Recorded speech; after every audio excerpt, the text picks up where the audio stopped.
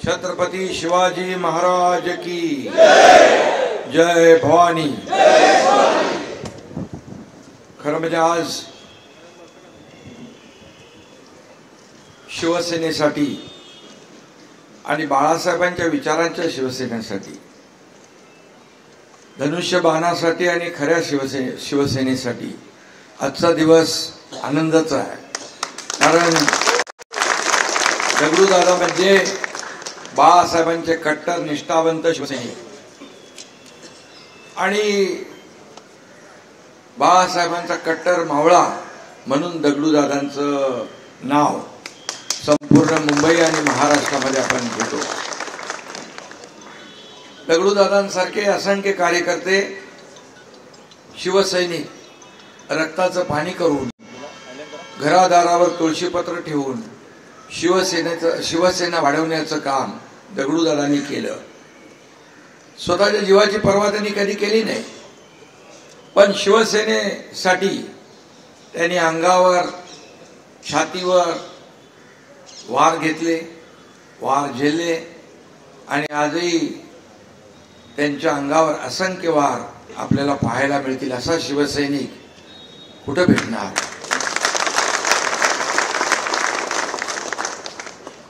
आणि म्हणून मी मगाशी म्हणालो की आजचा दिवस, कारण दगडूदादा एक ज्येष्ठ शिवसैनिक आहे, माजी आमदार म्हणून त्यांनी काम केलंय, आमदार म्हणून काम केलंय आणि खऱ्या अर्थाने त्यांनी शिवसेना वाढवण्यासाठी लालबाग परळ भागामध्ये अपार कष्ट घेतले आणि आज दगडूदादांच्या प्रवेशामुळे खऱ्या अर्थाने आपला लालबागचा राजाचा आशीर्वाद शिवसेनेला मिळाला आहे आणि आपलं गणेश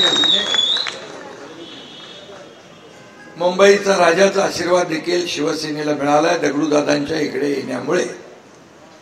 त्याचा मला अभिमान आहे, आनंद आहे, समाधान आहे। दगडूदादांचं नेतृत्व बघितलं तर दगडासारखं कणखर आणि मजबूत आहे ना? मजबूत नावाप्रमाणे। आणि दगडूदादा हे शिवसेनेच्या खरं म्हणजे मुंबईतल्या शिवसेनेच्या पायाचे दगड आहेत, पायाचा दगड आहे। पाया मजबूत असेल तर इमारत मजबूत होते आणि असे पायाचे दगड शिवसेनेला मजबूत करत होते। बाळासाहेबांनी हेरलेली माणसं शिवसेना पुढे घेऊन जात होती, परंतु त्याचं मोल आताचे उबाटा जाणत नाही आणि अशा कडवट कार्यकर्त्यांना अशा प्रकारचे निर्णय का घ्यावे लागतात याचा विचारही करत नाही। गेला की तो कचरा अशा प्रकारचं त्याला दूषण देऊन बदनाम करून मोकळे होतात। अशाने पक्ष मोठा होत नाही। पक्ष मोठा करायला ज्या कार्यकर्त्यांनी खस्ता खाल्ल्या, जेल भोगले, किती वर्ष जेलात होते तुम्ही? 3.5 वर्ष। 3.5 वर्ष ज्या कार्यकर्त्यांना जेल भोगलं शिवसेनेसाठी, पक्षासाठी, त्यांची अवहेलना करणं हे फारच दुर्दैवी आहे। माझ्यासारखा कार्यकर्ताही आपल्या समोर उभा आहे आणि तेव्हाही काय घडले या महाराष्ट्रात, 2019ला काय घडले या महाराष्ट्रात तेही महाराष्ट्राने पाहिलं आणि 2022ला काय घडलं तेही या महाराष्ट्राने पाहिलं। पण 2019ला या महाराष्ट्रातल्या जनतेने स्वीकारलं नाही, परंतु 2022च्या उठावाला या महाराष्ट्रातल्या जनतेने स्वीकारलं आणि म्हणून दादा झालेली 2024 ची लोकसभा आणि झालेली विधानसभा यामध्ये जनतेने कौल दिला आणि आपण 80 जागा लढवून 60 आमदार निवडून आणले. जनतेने कौल दिला, जनतेने आपला निर्णय स्वीकारला, कारण महाराष्ट्रातल्या तमाम जनतेच्या मनातला निर्णय आम्ही घेतला. आणि म्हणून मी एवढंच सांगतो, बाळासाहेब अशा दगडूदादांसारख्या कार्यकर्त्याला, सहकार्याला सवंगडी समजायचे, परंतु आताचे जी लोक आहेत ती सवंगड्याला घरगडी समजायला लागले. मालक आणि नोकर हा भेद सुरू झाला. तिथेच या ठिकाणी आजची परिस्थिती निर्माण झाली. याचं आत्मपरीक्षण, आत्मचिंतन त्या लोकांनी केलं पाहिजे. बेळगावच्या लढ्यामध्ये पण दगडूदादा होते ना तुम्ही, आणि मी पण होतो तिकडे दुसऱ्या तुकडीत. तुम्ही मला वाटतं भुजबळ साहेबांच्या बरोबर होते. आणि आम्ही दुसऱ्या तुकडीत होतो. आणि असे लोक तुरुंगवास, शिवसेनेसाठी आंदोलनासाठी, या सर्वसामान्य मराठी माणसासाठी असे अनेक लढे दिले आणि अनेक आंदोलनं केली. शेकडो केसेस दगडूदादांवर आहेत, परंतु केसचा कधी त्यांनी विचार केला नाही, जेलचा कधी विचार केला नाही. अगदी पहाडासारखे शिवसैनिकांच्या मागे ते उभे राहिले. हे मी माझ्या डोळ्यांनी पाहिलंय. मी माझा एक अनुभव सांगतो. मी सभागृहाचा नेता झालो. मला आनंद दिघे साहेबांनी सभागृह नेता बनवला ठाणे महापालिकेत. तेव्हा मी आमदार नव्हतो, दगडूदादा आमदार होते त्यावेळेस. तेव्हा मी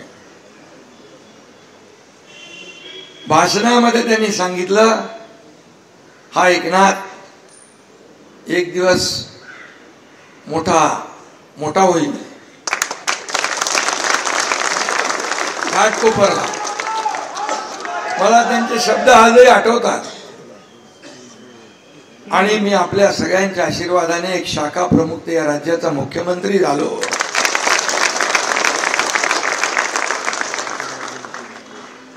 हे कष्ट, मेहनत, जिद्द आणि शिवसेना वाढवण्याचं जे काय वेळ या सगळ्यातून होत असतं. आज देखील मुंबईतले पण लोक आले आणि गावाकडचे लोक जे दगडूदादांवर प्रेम करतात तेही आले. आणि म्हणून मुंबईतला मराठी माणूस मुंबई महाराष्ट्रापासून तोडणार, या सगळ्या गोष्टी आता सुरू होऊ लागलेल्या आहेत. हे दरवेळेच निवडणुका आल्या की या सगळ्या विषय होत असतात. परंतु मी दगडूदादा जिथे उपस्थित आहेत, मी आपल्या सगळ्यांना सांगू इच्छितो, मुंबई महाराष्ट्रापासून कोणी तोडू शकत नाही. जोपर्यंत सूर्य चंद्र आहे तोपर्यंत मुंबई महाराष्ट्राचीच आहे. आणि मराठी माणसाला ताठ मानेने जगण्यासाठी बाळासाहेबांनी शिवसेना स्थापन केली. आणि बाळासाहेबांच्या विचारात आम्ही पुढे घेऊन चाललोय. वारसा सांगणारे लोक मराठी माणसासाठी काय केलं त्यांनी त्याचं आत्मपरीक्षण करावं. मी काही आज जास्त बोलत नाही, परंतु हा मुंबईतला मराठी माणूस हा शिवसेनेसोबत आहे, खऱ्या शिवसेनेसोबत आहे. हे मागच्या निवडणुकांमध्ये दाखवून दिलेलं आहे. दगडूदादा, काही लोक म्हणायचे एकनाथ शिंदेची शिवसेना फक्त ठाण्यापुरती मर्यादित आहे, परंतु नगर परिषदेच्या निवडणुकीमध्ये शिवसेना चांदा ते बांधापर्यंत पसरली आणि आपले 70 नगराध्यक्ष निवडून आले, 1400 नगरसेवक निवडून आले. आणि म्हणून आज तुम्ही या ठिकाणी आलेला आहात. खऱ्या अर्थाने तुम्ही काय मागितलं? काहीच मागितलं नाही. स्वतः तुम्ही आमदारकी, दोनदा तुम्ही आमदार राहिले आणि नंतर सांगितलं आता तुम्ही कुणालाही तिकीट द्या. असा माणूस कुठं भेटेल? अरे ग्रामपंचायतचं सरपंच पद पण, सदस्य पद पण, नगरसेवक पद पण कोण सोडत नाही. तुम्ही आमदारकी सोडून दिली आणि त्याला निवडून पण आणलं. आणि अशा माणसाची अवहेलना करणं फार, आणि म्हणून दगडूदादांनी ठरवलं की मी कधी त्यांना फोन केला नाही, कधी मी त्यांना बोललो नाही. दगडू काय आम्ही एकाच भागातले आहोत, गावचे आहोत, एकाच जन्मभूमीतले आहोत. छत्रपती शिवप्रभूंच्या पदस्पर्शाने पावन झालेल्या भूमीमध्ये आम्ही जन्म घेतलेला आहे. पण मी कधी त्यांना म्हणालो नाही दगडूदादांना की तुम्ही माझ्यासोबत या. परंतु दगडूदादांनी स्वतः या ठिकाणी हा निर्णय घेतला आहे. त्यांच्यावर कोणी हा निर्णय लादला नाही आणि काही निर्णय कोणाचा लादून घेत नाहीत. स्वतःच्या मर्जीने ते वागतात आणि शिवसेना मोठी करतात. आणि म्हणून मी आपल्याला सांगतो, आपल्या निष्ठेचा या शिवसेनेमध्ये सन्मान होईल. आपलं पूर्ण कुटुंब आज या ठिकाणी आलेलं आहे. कुटुंब आपल्या सोबत आलेलं आहे. आपल्या संपूर्ण परिवाराने आज शिवसेनेमध्ये येण्याचा निर्णय घेतलाय. आपले दुसरे संतोष नलावडे त्यांनी देखील शिवसेनेमध्ये प्रवेश घेतलाय.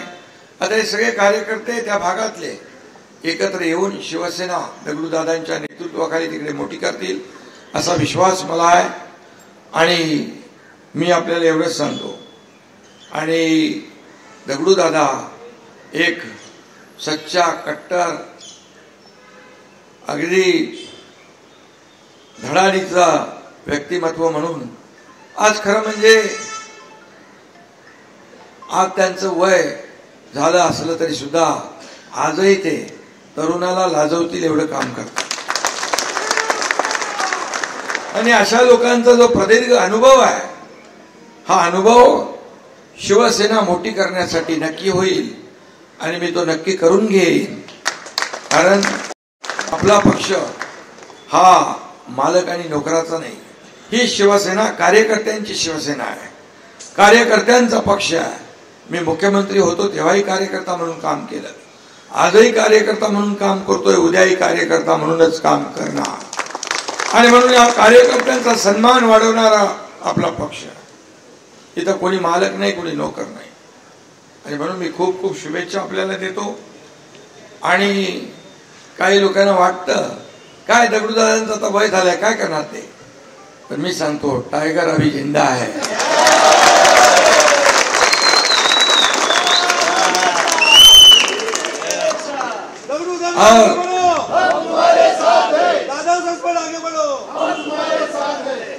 आणि एकच शेर सांगतो, दगडूदादा शेर है, दगडूदादा शेर है, उनके सामने बाकी सब ढेर है.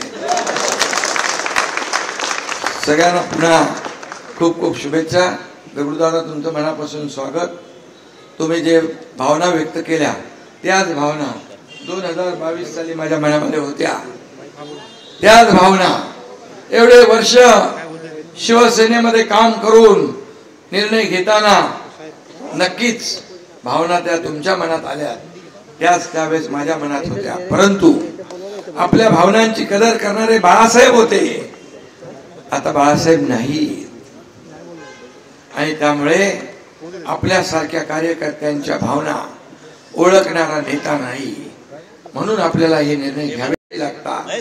शिवसेना वाचवण्यासाठी, शिवसेना पुढे नेण्यासाठी, बाळासाहेबांचे विचार तोडून मोडून टाकणाऱ्यांना धडा शिकवण्यासाठी, ज्यांनी धनुष्यबाण लहान टाकला तो धनुष्यबाण सोडवण्यासाठी आणि शिवसेना पुढे नेण्यासाठी या ठिकाणी असे निर्णय घ्यावे लागतात, असे निर्णय घ्यावे लागतात. त्यामुळे आपण निर्णय घेतला. मी तुमचं अभिनंदन करतो, खूप खूप शुभेच्छा देतो. धन्यवाद. जय हिंद, जय महाराष्ट्र.